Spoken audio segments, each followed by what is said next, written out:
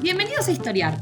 Este podcast fue creado y producido por la ASAI, Asociación Argentina de Investigadores de Historia. Un podcast sobre historia argentina, latinoamericana y mundial. Acompáñanos en este recorrido por el pasado para pensarnos en el presente.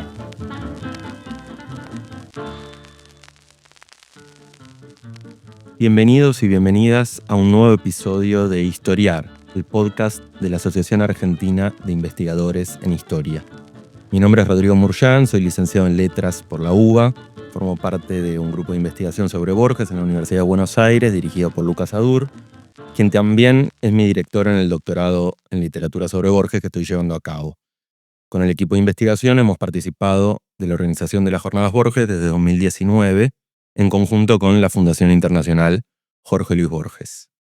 Hoy estoy a cargo de presentar un episodio especial de Historiar centrado en la figura de Jorge Luis Borges a 40 años de su fallecimiento. Para ello cuento con la presencia de Magdalena Cámpora, que es investigadora independiente del CONICET y miembro del Comité Académico de la Fundación Internacional Jorge Luis Borges. Hace muchos años que viene trabajando con Borges, al menos desde su tesis doctoral en la Sorbonne.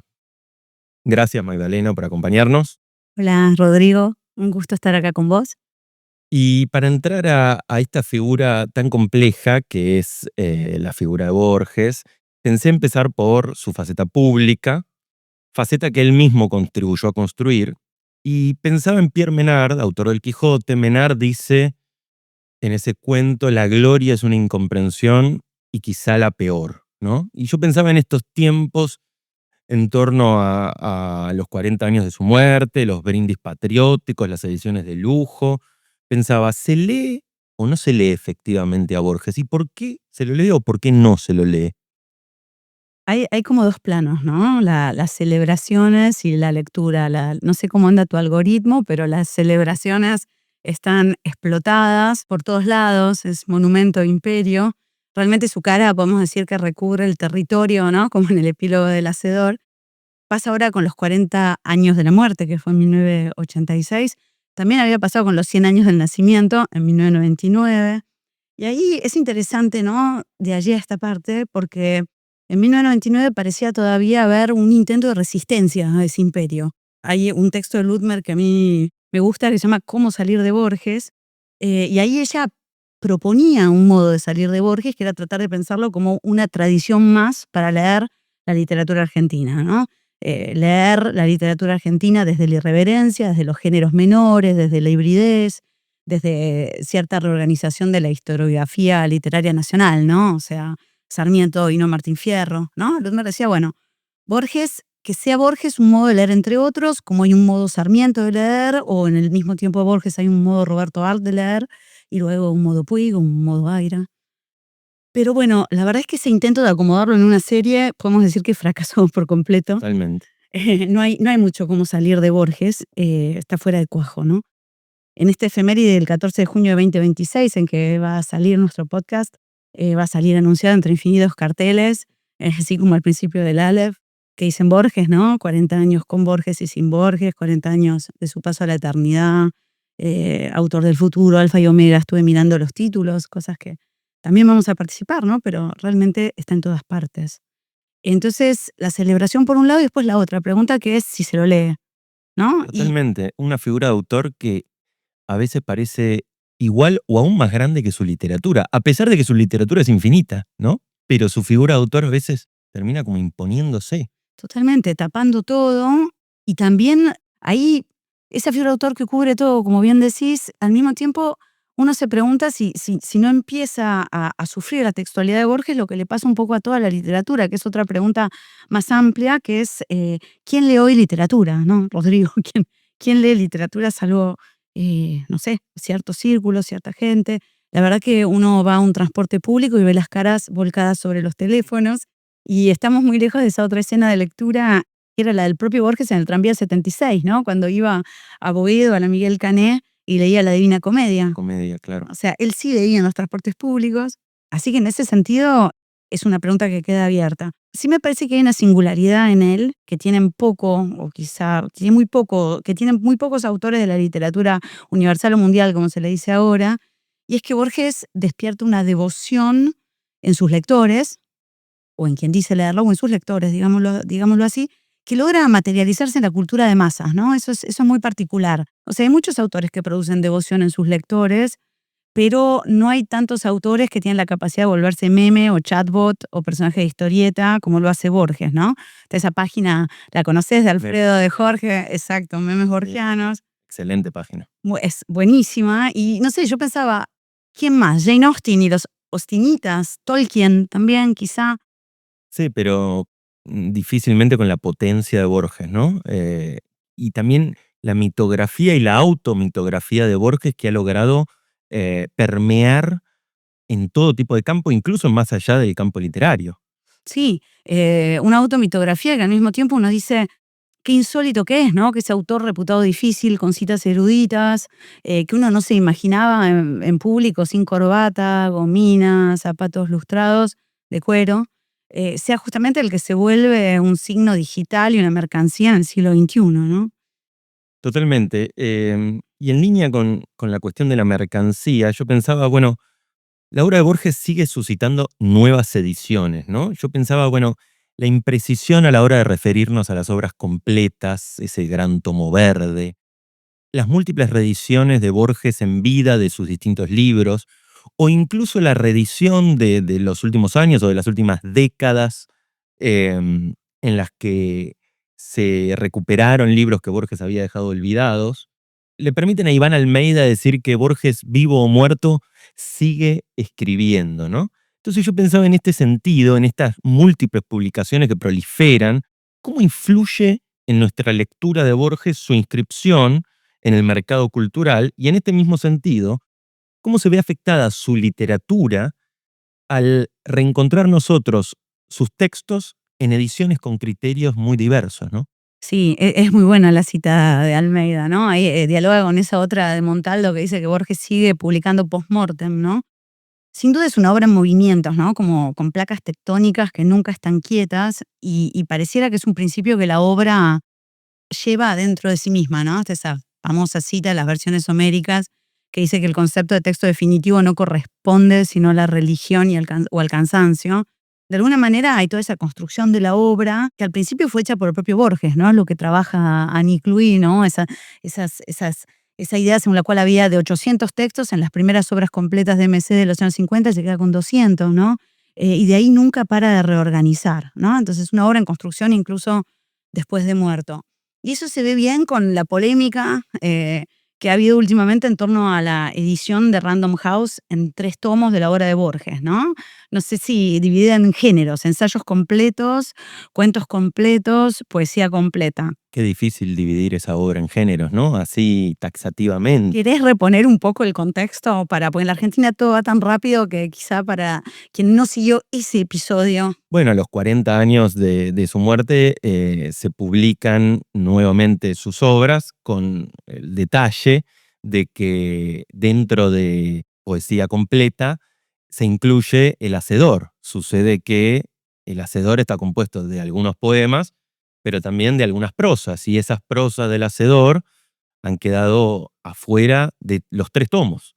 Entonces, de pronto, alguien que cree estar comprando las obras completas, hay algunos textos que no los consigue, incluso de los que Borges consideró sus obras completas, ¿no? Entonces, ahí está la dificultad de asir la obra de Borges, ¿no? Es central eso, ¿no? Y porque justamente, claro, siempre se dice que Borges hace de la hibridez genérica un principio de composición, ¿no? Y se ve bien en esto que vos decís del Hacedor, ese libro de 1960, donde hay poesías y donde hay estos textos que ya no entran, si no los pones en... ¿Dónde los pones, no? No son poesía, no son ensayos, no son cuentos, textos importantes, ¿no? Borges y yo, la trama, ¿no?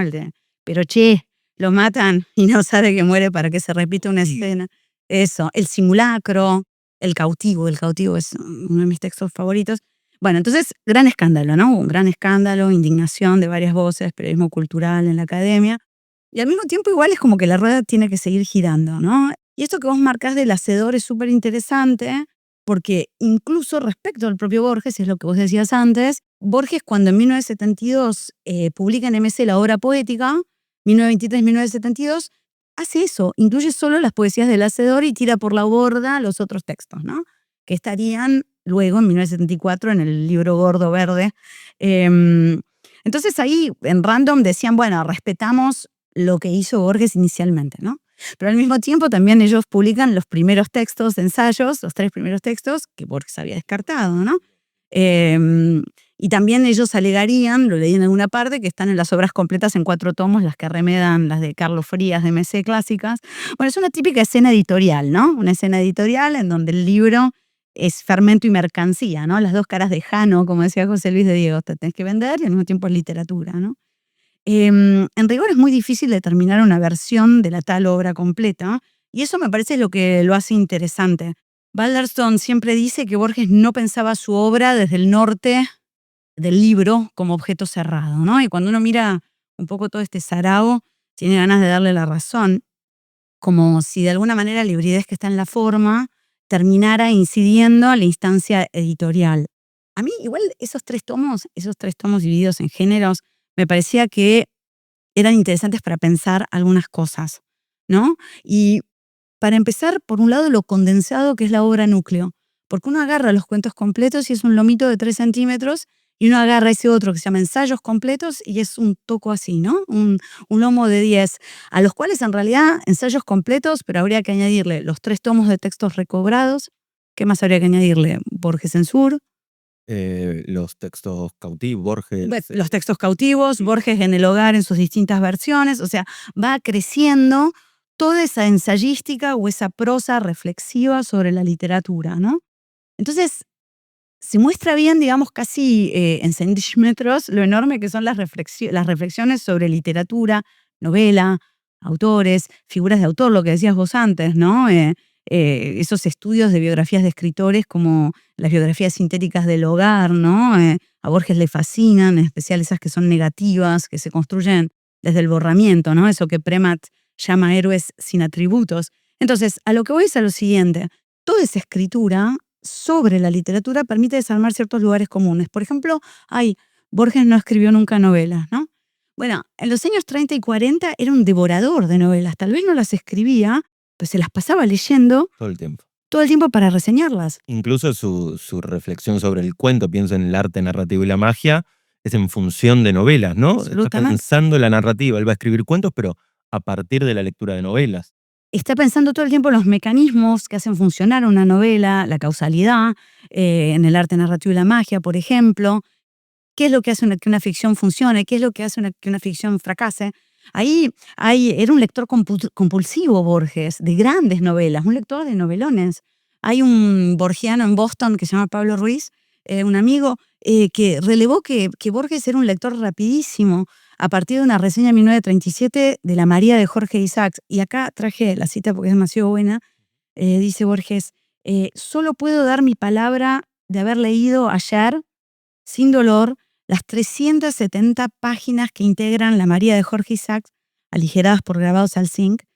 Ayer, el día 24 de abril de 1937, de 2:15 de la tarde a 9:10 de la noche, la novela María era muy legible. O sea, 370 páginas, 5 horas leyendo. Hay otra reseña en donde habla de una de esos autores norteamericanos del Harlem Renaissance que le encantaban, supermodernos, James T. Farrell, y dice, tiene 840 cargadas páginas. O sea, leía eso, el no escritor de novelas, ¿no? Entonces, y con esto cierro, los nuevos materiales sirven, me parece, y estas nuevas ediciones, con todo lo cuestionable que a veces pueden tener, sirven para seguir pensando y salir un poco de las frases y las ideas repetidas y un poco pobres, ¿no? Que no escribió novelas o que Borges inventó una literatura. Bueno, antes de eso se la pasó leyendo novelas, tratando de analizarlas lo mejor posible para el público en general y sobre todo para ver cómo esas novelas proponían cierta versión de la realidad y no otra, y luego se volvían la verdad. Entonces, bueno, me parece que siempre se puede pensar a partir de la imposibilidad de fijar una obra completa de Borges. Sí, es interesante como vos decís, bueno, pensemos a partir de las nuevas ediciones que hay, en vez de simplemente limitarnos a marcar la falta, ¿no? Y en línea con esos nuevos materiales están las nuevas ediciones, pero también en los últimos años los estudios borgianos han exhumado nuevos materiales borgianos que permitieron abrir nuevas perspectivas críticas sobre la obra de Borges. ¿Hasta dónde llega la obra de Borges. Y con estos nuevos acercamientos a distintos textos borgianos, a la palabra de Borges, ¿qué nuevas preguntas y qué nuevas respuestas pueden surgir de estos materiales? ¿Hasta dónde llega la obra? Es como la pregunta central, ¿no? Porque verdaderamente con todo lo que se está descubriendo, recuperando, trabajando, la obra es cada vez más amplia en su perímetro, ¿no? ¿Y qué se está recuperando? Bueno, un montón de cuadernos de notas, muchos manuscritos, las conferencias. Borges te pasa 6, 7 años hasta el 55 dando conferencias por todo el país, yendo a Uruguay también, y también los libros anotados, ¿no? Ahí hay todo un conjunto de investigadores que están trabajando eso, ¿no? Desde la Biblioteca Nacional Mariano Moreno, están Laura Rosato y Germán Álvarez, que estudiaron toda la biblioteca que Borges había donado a la Biblioteca Nacional en el 73, una biblioteca anotada. Daniel Baldarsson está trabajando sobre los manuscritos más o menos desde el año 2000. Mariela Blanco y todo su equipo están rearmando todas las conferencias. Hay una página preciosa en el sitio de la Biblioteca Nacional que muestra todos los lugares a donde iba Borges, los recortes de los diarios. Hay todo un equipo de investigación que fue recuperando todo eso. Entonces hay todo un nuevo, como un nuevo continente, ¿no? La verdad que en la historia de los textos de Borges, quizá en son de claridad, podrían pensarse 3 momentos, ¿no? Hay un primer momento en donde Borges dispone de sus textos, y es este recorte, esta organización, este fuerte control sobre aquello que se va a publicar o no. Después de la muerte, suerte para nosotros los investigadores y los lectores, hay una recuperación de un montón de textos sueltos en diarios, en revistas, algo que Borges ya igual había puesto en marcha con las obras completas en francés en la Pléiade, también el Borges de Bioy Casares. Y hay este tercer momento, que quizá lo podríamos llamar, no sé, el momento autógrafo, porque vemos los libros en donde hay anotaciones a mano de Borges, los manuscritos a mano, los cuadernos con los apuntes, y también el momento de la escritura a mano, entonces, el momento autógrafo y también el momento de la voz, ¿no? Recuperar esas conferencias de Borges, y es eso lo que se está un poco interrogando, ¿no? Es un archivo muy disperso. Los cuadernos están en muchos lugares distintos. Borges también, además de una mercancía cultural, es casi una commodity, ¿no? Porque se vende y se venden caros los borradores, los manuscritos, entonces hay por todas partes.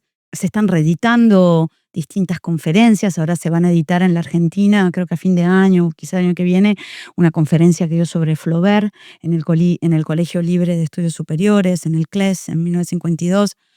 Una edición a cargo de Daniel Baldarsson y de Mariana Edició. También el año pasado hicieron una edición muy linda de cuadernos y conferencias. Digamos que hay una recuperación de todos los materiales con los cuales él iba pensando, construyendo, ¿no? Una biblioteca de trabajo. Están libros y lecturas de Rosato y Álvarez. Hay varios libros que salieron sobre las conferencias ahora de Mariela Blanco y su equipo. Cuestión que ¿cómo funciona esto? Que son algo así como los textos fantasmas, ¿no? Esa es una expresión de Juan Pablo Canala que a mí me gusta. Los textos fantasmas que trabajan sobre aquello que finalmente está editado, ¿no? No es que se trata de llegar al momento en que a él se le ocurre algo, ¿no? Esa especie de fetichismo del momento en que el genio escribe. Claro, el origen, ¿no? El origen, ¿no? Esa fascinación porque eso es totalmente a pérdida, eso no existe. Pero sí es fascinante ver cómo la escritura es una escritura que yo llamo reticular, ¿no? Todo hace sistema. La biblioteca anotada, los cuadernos, las conferencias, los cursos, los manuscritos, todo dialoga, todo está puesto al servicio de la escritura y además todo dialoga con los pares. Eso es un Borges horizontal, ¿no? Es un Borges que está leyendo a sus coterráneos y a sus contemporáneos y también a gente de otros siglos, ¿no? Entonces, cambiar un poco, justamente salirse de esa excepcionalidad para ver cómo se arma esa escritura. Yo pensaba, la escuchaba a Mariela Blanco el otro día que decía, ¿cómo hacía Borges para trabajar tanto? Y decía, bueno, reciclaba, ¿no? Y ella rastreaba, por citar un ensayo de los más famosos, Kafka y sus precursores, y cómo eso se fue transformando previamente en cuadernos o en conferencias.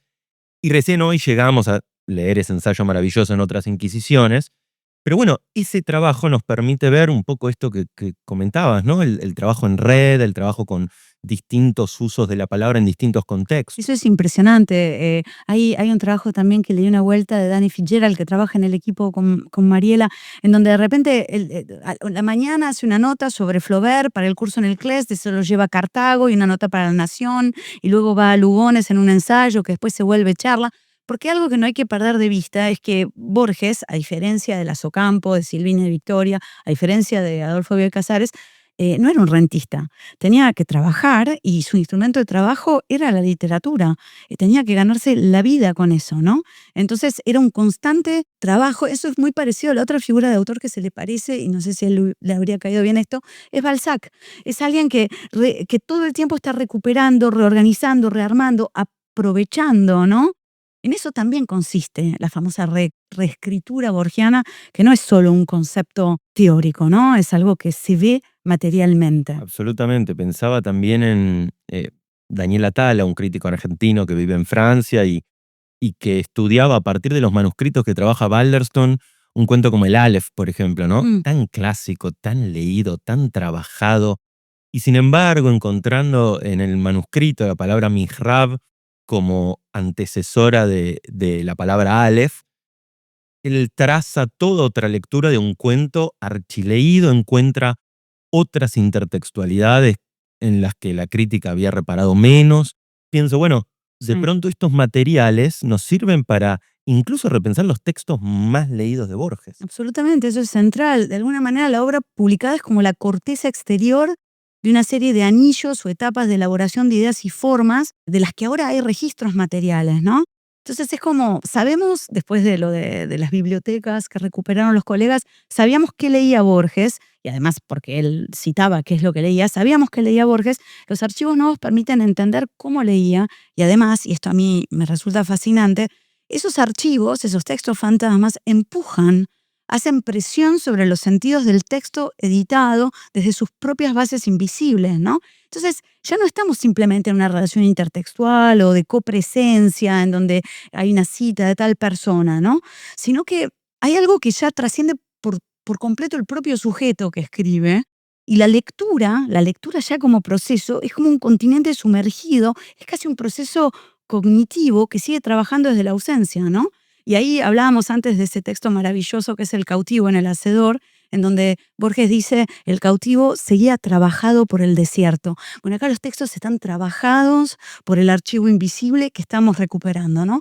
Entonces, eso es un poco lo que estamos estudiando acá, desde la Argentina, en diálogo con el afuera, con el Borges Center, pero desde también nuestros espacios, ¿no? El CONICET, docentes universitarios, la Biblioteca Nacional, ¿no? Todos trabajadores estatales, ¿no?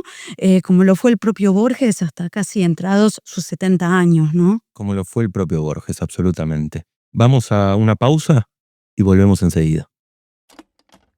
Para seguir haciendo Historiar, necesitamos de tu ayuda. Este podcast es producido por la Asociación Argentina de Investigadores en Historia, una asociación civil sin fines de lucro dedicada a la difusión del conocimiento histórico. ASAI no cuenta con otros ingresos que las colaboraciones de sus amigos y asociados. Ninguno de sus integrantes recibe remuneración por su tarea. Para contribuir, podés hacer una transferencia al alias asai.historia. ASAIH.historia. Muchas gracias. Continuamos conversando con Magdalena Cámpora sobre Jorge Luis Borges a 40 años de su muerte. Y siguiendo un poco con su figuración autoral, Borges era un hombre que declaraba su preferencia por la ética sobre la política. Y acá quería entrar en si Borges pensaba en términos colectivos, de cercanía o de identificación con el otro, o si pensaba justamente en términos más bien individuales o de aislamiento. Pensaba en algunos textos que podían ir en una dirección y otros textos que podían ir en la dirección contraria. Clon quizá es un ejemplo donde se ve la deriva literaria de una conversación entre dos amigos y esos telonistas que escriben todos juntos. También pensaba en las reescrituras de Martín Fierro, donde Cruz y Fierro se encuentran e identifican, o el Moreno y Fierro también pueden encontrarse en ese duelo. Pensaba en Detective y Criminal, en La muerte y la brújula, asimilados.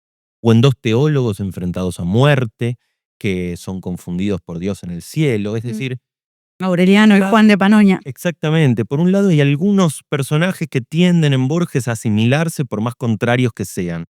Pero en el sentido opuesto, Borges es un declarado anarquista y conservador. En 1946 dijo: ¿habré de recordar a los lectores de Martín Fierro y de Don Segundo que el individualismo es una vieja virtud argentina? O también, el argentino es un individuo y no un ciudadano. Y por último, un texto también famoso, La fiesta del monstruo, donde el individuo armado con su libro es arrollado, atacado por la multitud. La pregunta entonces es, ¿en qué sentido podemos pensar el vínculo entre Borges y su polis, Borges y su comunidad? La relación entre la individualidad y lo comunitario es una pregunta central que además está en el corazón de todas las disputas de apropiación ideológica en la actualidad de los textos, la obra e incluso la figura de Borges, ¿no? Entonces, que si Borges es un individualista, que si sus críticas al Estado, en el texto que citaste en Nuestro pobre individualismo, pueden ser leídas desde algunos discursos antiestatalistas de la actualidad, ¿no? Aun cuando esos discursos no se ponen mucho en práctica en verdad, pero los discursos están. La verdad que el individualismo en Borges me parece que es otra cosa, ¿no? Hay algo muy pregnante en una lectura inmediata de Borges, en particular de la poesía, y es la percepción de una soledad gozosa, ¿no? Un individualismo de soledad gozosa, una soledad unida a la caminata, a los libros, a la aventura de leer e imaginar. Eso es algo que a veces se puede atisbar cuando uno ve los cuadernos o los libros anotados. Yo recuerdo una vuelta haber estudiado un cuaderno de notas en donde él apuntaba y se notaba el delirio de él, el goce frente al final de la Teodicea de Leibniz, ¿no? Cuando la diosa le da al sacerdote Teodoro una rama de olivo y entonces Teodoro levita entre las pirámides que no tienen fin en éxtasis, y Borges es como que hace un resumen de esa escena. Vos te das cuenta que copia el texto rápido y parafrasea la escena como queriendo saborearla, ¿no? Ahí está leyendo una edición de Leibniz en inglés, la de Robert Latta para ser pedantes, y ahí Leibniz dice, lo que él está leyendo y copia, dice: estamos en el mundo real, dijo la diosa, y tú eres la fuente de la felicidad, ¿no? Entonces, ahí hay como una especie de quietud activa de la vida intelectual, absolutamente solitaria, donde los materiales significan, y hay una relación casi sensorial con el libro y con el papel, ¿no? Yo me acuerdo una postal que él escribe en el tiempo de su hecatombe amorosa o del amor con Estela Canto en los años 40, y le quiere hacer un elogio y le dice, acá anoté, las casi intolerables memorias de un ángulo de tu sonrisa, de tus dedos rasgando el papel, ¿no? Los dedos rasgando el papel se vuelven una escena erótica para él, ¿no? Entonces ahí hay algo solitario, individual, eso se ve también en los manuscritos. Uno puede buscar los manuscritos, hay un montón en la web. Hay una edición que hizo Michel Lafon de Tlön y del Sur también de esos manuscritos, en donde hay una especie de disfrute, ¿no? Donde toda esa figura de autor de que para escribir tenés que sufrir, esa figura de autor un poco flaubertiana, en Borges no parece suceder para nada. Entonces hay un individualismo que es el ejercicio soberano del tiempo propio volcado al trabajo intelectual. Y después está la soledad de la propia experiencia, ¿no? Que ahí a veces se vuelve un poco más angustioso. Yo pienso, ¿te acordás de ese texto, Sentirse en muerte? Sí, Está en el idioma de los argentinos. Está en el idioma de los argentinos, está caminando solo por barracas, y dice, me sentí muerto, me sentí percibidor abstracto del mundo, ¿no? Y eso entonces es soledad, solipsismo, ¿no? Que va de un lado para el otro. Y me parece que ese goce del que hablaba, ese disfrute solitario, y al mismo tiempo esa disolución del yo que puede pasar a veces en la experiencia significante, ¿no? Y que él interroga, nada tiene que ver con un individualismo que sería transitivo, productivo, emprendedor, digamos, por usar un término de nuestro tiempo. Y por eso son tan graciosas, de alguna manera, las apropiaciones libertarias, ¿no? De los textos de Borges, que confunden ese yo gratuito, evanescente, que se disuelve en la nadería de la personalidad, o ese yo gratuito de nuevo, ¿no? Que no tiene otro sentido que el de disfrutar estéticamente, en las relaciones innumerables con los otros textos, en la polisemia también, ¿no? Y entonces ellos eso lo descartan y quieren leer una especie de individualidad sólida que estaría en contra del Estado y que diría las cosas como son, ¿no? Que está trabajando esto es Mariano Sverdlov y es interesantísimo y en realidad también un poco desolador. Lo cierto es que las afirmaciones libertarias de Borges en textos como Nuestro pobre individualismo hay que entenderlas como un linaje y como una lealtad a las lecturas de quién, de Padre, ¿no? De Herbert Spencer, de William James. Y en cambio, lo colectivo está en realidad súper presente en la fe de moderno que tiene, de ilustrado, ¿no? Para él no hay conocimiento que no sea colectivo y por eso existe la memoria de Shakespeare. Vos lees Shakespeare y entonces transmitís Shakespeare y te volvés Shakespeare. Esa idea de continuidad a través de la letra es aquello que constituye una comunidad de saber y que me parece que también tenemos que reproducir nosotros como estudiosos de Borges, ¿no? Una comunidad de saber en donde todo el mundo aporta, donde todo el mundo está presente y tiene que ser reconocido como tal en esa propia transmisión. Sí, pensaba también hace poco salió la biografía de Lucas Adur, Jorge Luis Borges, Un destino literario, y él reforzaba el concepto de Borges desde las vanguardias europeas, cuando está en España, capta la idea de la literatura como un hecho colectivo, ¿no? Y desde ese momento él va a participar de distintos cenáculos en España y en Argentina, y con vanguardistas y después no con vanguardistas, con la gente del Grupo Sur, es decir, siempre tramando la literatura. Quizá la escritura puede ser individual, pero la literatura se hace en conjunto, ¿no? Un poco siguiendo la línea que mencionabas vos, no el individuo que produce en soledad, sino al contrario, el que teje redes, el que teje comunidad, y eso creo que está presente, ¿no? Lo que es extraordinariamente valioso en la biografía de 700 páginas que acaba de publicar Lucas en Cátedra, ¿no? Sí, en La Cátedra. Cátedra, es que primero él recupera todo este saber bibliográfico de los últimos 20 o 30 años, ¿no? Entonces ahí hay una novedad absoluta. Y él sabe sacar de todos estos nuevos materiales que se redescubrieron esta puesta en red, este construirse. Él tiene una hipótesis muy fuerte en la biografía, que es que Borges, esa idea de destino literario, ¿no? De que hay una construcción consciente de figura de autor, ¿no? Y que en el diálogo con los otros y con los otros textos él va construyendo.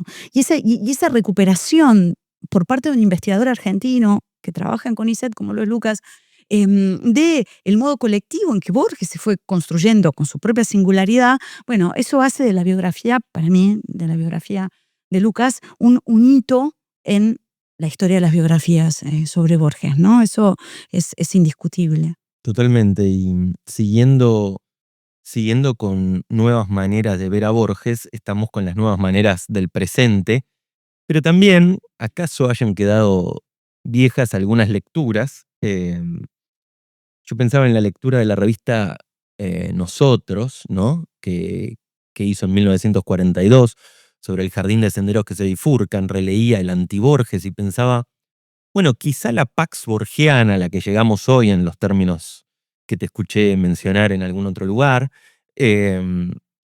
la Pax Borgiana a la que llegamos hoy no haya sido siempre así. Y si historizamos un poco la crítica borgiana, encontramos, por ejemplo, que la revista Nosotros habla de una literatura deshumanizada, de oscuro juego cerebral, sin cuerpo. Y en parte, si bien hoy hay bastante unanimidad en torno a la figura de Borges, algunas de esas características siguen asociadas a Borges. Claro, el propio Borges a veces ha contribuido, por ejemplo, con el prólogo a discusión, al decir vida y muerte le han faltado a mi vida. Ahora bien, yendo más concretamente a los textos, ¿qué pasa en cuentos clásicos como el Aleph o como Emma Suns?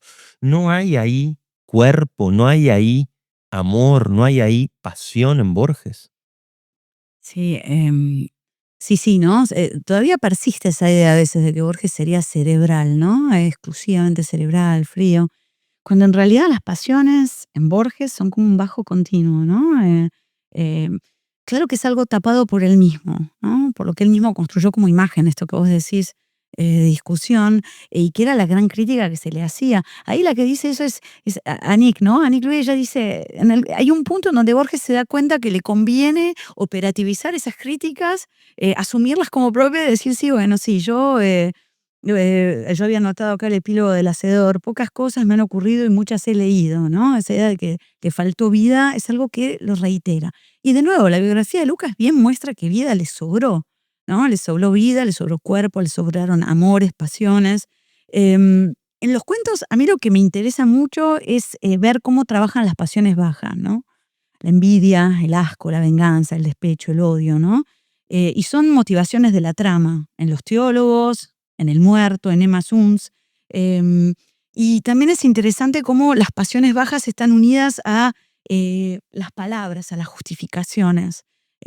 Juan de Panonia en Los teólogos, en el fondo, es una gran apología de por qué delata el cuento, ¿no? Las justificaciones de qué es lo que te mueve a actuar. Y entonces vos tenés que esconder qué es la pasión baja, qué es la envidia, qué es el resentimiento. Y tenés un gran desarrollo, ¿no? Los jansenistas en el siglo XVII en Francia hablaban de racionamiento pasional, ¿no? Es una gran discursividad justificando algo que no deja de ser una pasión, en realidad, nada, envidia, resentimiento. Y es interesante porque eso también nos lleva a los discursos de hoy, ¿no? A los mecanismos discursivos que camuflan las pasiones tristes, ¿no? Y Borges en los cuentos muestra eso, ¿no? ¿Por qué mata a Emma Suns? ¿Cuál es la motivación, el móvil de ese asesinato final? ¿Es realmente vengar al padre? Y él está pensando en las pasiones y en esas pasiones bajas en un momento donde está pensando sobre el fascismo, ¿no? En los años 40, quiero decir. Bueno, sin ir más lejos, en Deutsche Requiem, ¿no? Poner al nazi en primera persona Sí. es explorar un poco de qué está hecho eso, ese discurso, esa manera de pensar. Totalmente. También en la cita que yo tenía ahí era la de anotación al 23 de agosto, y dice, de 1944, ¿no? Dice, y escribe, ¿no ha razonado Freud y no ha presentido Walt Whitman que los hombres gozan de poca información acerca de los móviles profundos de su conducta? ¿No? ¿Por qué hacemos lo que hacemos, ¿no? En las conductas públicas? Y cómo aquello que decimos o las justificaciones que le damos a nuestros actos muchas veces lo que hacen es tapar la violencia, ¿no? Hay una violencia constante en los cuentos de Borges, que no tiene nada de cerebral. Vos agarrás un cuento, por ejemplo, en el informe de Brody, como El otro duelo, y es una violencia simplemente abismal, ¿no? Que está unida a la relación con el propio cuerpo. La intrusa, ¿no? Uf. A trabajar, hermano. Sí. Hoy la maté. Exacto, exacto. Y después, de nuevo, para volver a los materiales que se están recuperando, hay algunos cuadernos, hay un texto en donde, porque en esos textos se muestra como la ascesis de la escritura, ¿no? El primer borrador o el primer pensamiento en donde está todo el arrojo, el cuerpo, la pasión, y después aquello en que deviene el texto, ¿no? El año pasado fue, ya ni me acuerdo, sí, con los 80 años, todos los años hay una efeméride, Hay aniversarios. con los 80 años de la publicación del Aleph, Mariana y Victoria Kodama nos dieron a Lucas y a mí 2 postales inéditas que Borges le había escrito a Estela Canto, ¿no? Cuando estaba redactando el Aleph.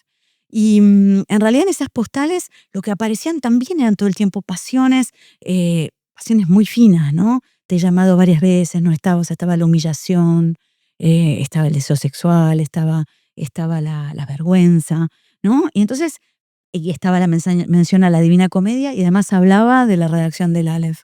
Entonces esas postales en relación al propio cuento uno veía como la especie de alquimia mediante la cual él se había deshecho de todo eso, pero después reaparecía, ¿no? En el Aleph cuando dice, como dice, repatinga ese corpachón, ¿no? Ese cuerpo excesivo. Y la importancia de colocar el cuerpo también, ¿no? Sí. Tiene que estar el cuerpo en una posición, en un escalón, mirando. ¿Para ver qué? Para ver las cartas obscenas. Las cartas. Para ver las cartas obscenas de Beatriz a Carlos Argentina. Entonces todo vuelve como atravesado por la escritura, ¿no?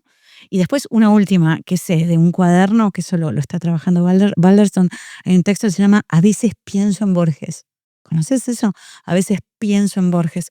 Y entonces es un texto largo, pero leo 2 frases, dice, soy el empleado municipal que trae a su casa el kilo de yerba que le dieron en la oficina, el conocedor de los hábitos de una llave de un colectivo, la cosa obesa y epicena que bolla en los espejos y en los cristales, la cosa obesa y epicena, ¿no? Epicenos son los sustantivos que designan seres vivos de ambos sexos, ¿no? Él se autodefine así, ¿no? Es un odio casi sartreano por el propio cuerpo, ¿no? Entonces es como que no hay pasiones. Sí, totalmente. Creo que al entrar en los textos, esos prejuicios sobre la obra de Borges se van diluyendo, ¿no? Estamos cerca del final y yo pensé a modo de síntesis, ¿por qué hoy todavía Borges?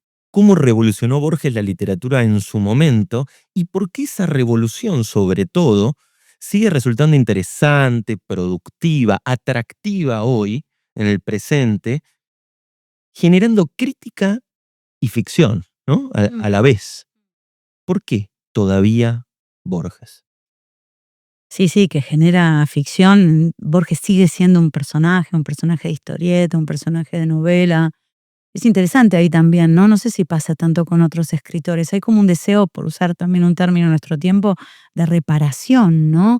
El otro día lo escuchaba justamente a Lucas en una mesa donde estaban también jóvenes estudiosos de Borges, hablar de la historieta esta Perramus, ¿no? De Sasturán y Brecha, donde Borges pertenece a un movimiento de resistencia progresista, ¿no? Como si de alguna manera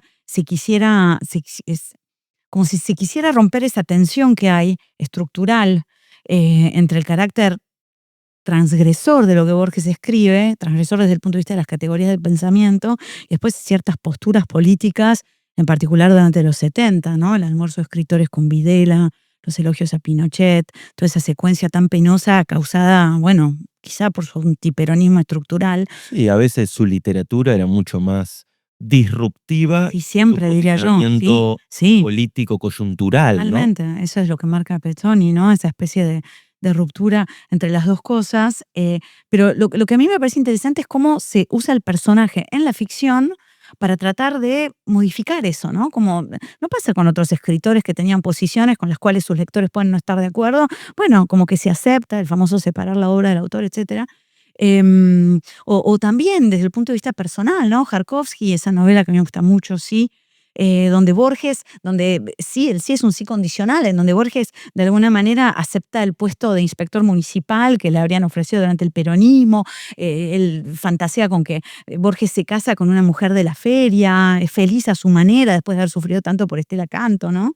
Entonces es como que Jarkovsky le ofrece un podría haber sido de la ficción, ¿no? Para modificar el ya no seré feliz del poema, ¿no? Como devolviéndole algo que no tuvo o que le fue quitado o que no debía tener, ¿no? Como si Borges fuera al día de hoy un significante donde se proyectan fantasmas afectivos, políticos, históricos en la Argentina, ¿no? Yo no sé si eso pasa con otra gente. Vos hablabas cómo salir de Borges, bueno, 2026 todavía no salimos. No, cada vez estás más adentro. Y la gran pregunta es, ¿por qué se lo sigue leyendo y por qué los escritores siguen produciendo a partir de él, y los pensadores y los críticos, ¿no? Y las tesis y los proyectos de investigación, o sea, Borges es una especie de insumo de hipótesis, ¿no? Y me parece que en realidad lo principal es el modo en que él trabaja la paradoja. Borges en los cuentos, en los ensayos, ofrece paradojas que dan la sensación de ser una verdad, ¿no?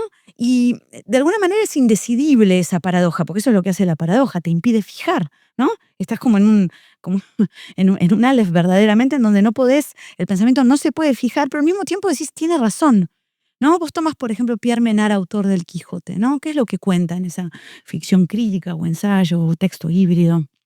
Es un francés de fin de siglo, un ser más o menos ridículo, que al mismo tiempo tiene ciertas marcas del propio Borges, que copia el Quijote, ciertas partes del Quijote, y dice, yo escribí un nuevo Quijote, ¿no? Y en esa paradoja, tiene razón, porque lo que entrega, lo que nos da es ese texto escrito y leído en un contexto distinto que se vuelve totalmente otro, ¿no? Decir la verdad cuya madre es la historia. La verdad cuya madre es la historia, cuando se escribe en el siglo XVII desde el humanismo, quiere decir algo.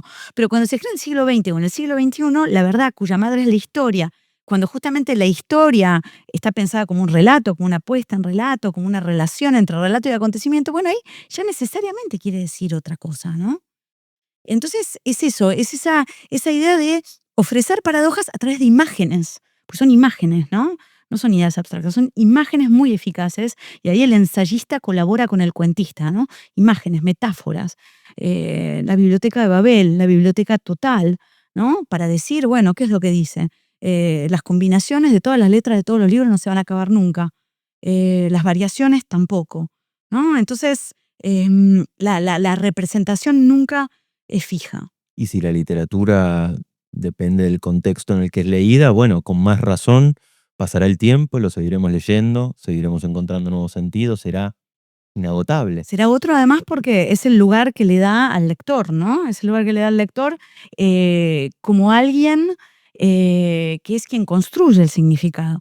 Y en quien está la voluntad de escuchar y la voluntad de narrar, ¿no? Todos esos textos que empiezan diciendo la historia se la escucha en tal lado, tal otro me contó tal cosa, ¿no?